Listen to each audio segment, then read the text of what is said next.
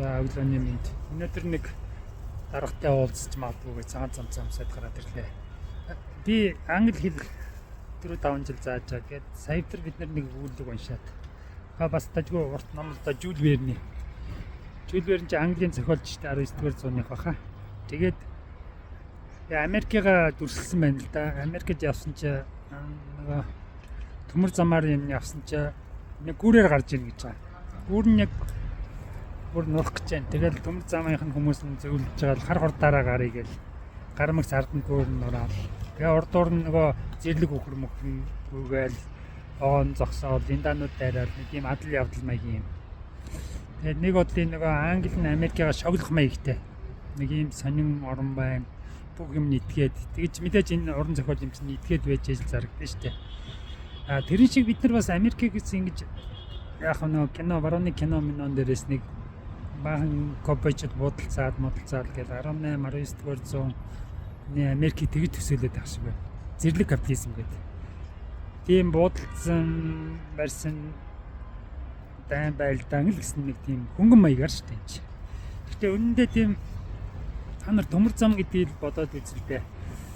Яа Маркс хүртэл хэлсэн байгаа шүү дээ. Хэрвээ яа хувьцаа гэж байгаагүй бол хувьцаат компани гэж байгаагүй бол төмөр зам гэж Европын дамсан төмөр зам гэж байхгүй байсан гэж. Америкч сайдлах нь тэр төмөр замаа байгуулахаас өмнө санхүүгийн систем нь байгуулдаг. Санхүүгийн систем гэдэг нь юу гэхээр нийлээд мөнгөө нэг юмд оруулчин тэрнийг хулигдахгүй систем гэдэг одоо тэр нөгөө харилцаа итгэлцсэн шүү дээ. Тэгэхээр капитализмыг бие рүүгээ буудсан баахан одоо хүчтэй нь хүчгөөгөө барьж идэх тийм систем зэрлэг капитализм гэдэргээд хялбарчилж ойлгоод байна.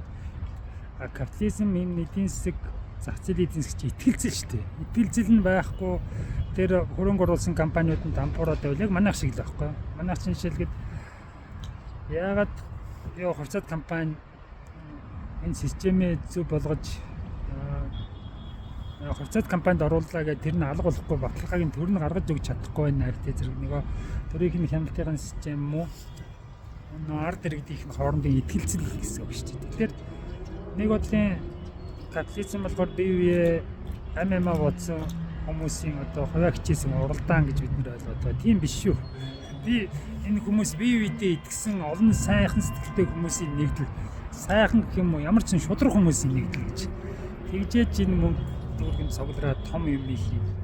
Тэрнээс биш одоо манайхан ингээд хоршоо гэж ярьж байгаа. Мал аж ахуй дээр хоршоо хизээж бүтэхгүй Монгол хүмүүс хоршдоггүй байсан гинэ. Яадгийн гэсэн чи монголчууд бие биеэ дагаал нөгөө явж яадаг. Яа хүнтэй хөнгөө болдог эдийн засаг гэж. Уучлаарай тийм байхгүй шүү. Хүнтэй хөнгөө болдог нүдлийн аж ахуй гэж байхгүй шүү дээ. Энд чинь цаанаа заавал хамтрна. Хүмүүс бас ингэж яриад хялбарчилж бодоод байна л да. Өөрсдөө нүүдэл хийж үзээгүй учраас.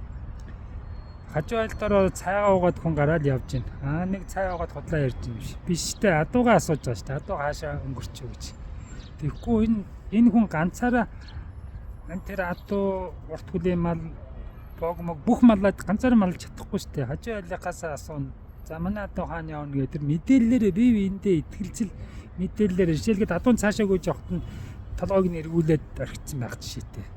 Танай мад адуу тэр ус руу орж явахт нь услаад гаргацсан гэл. Ингэж харилцан бие биеэ дэмжинэ.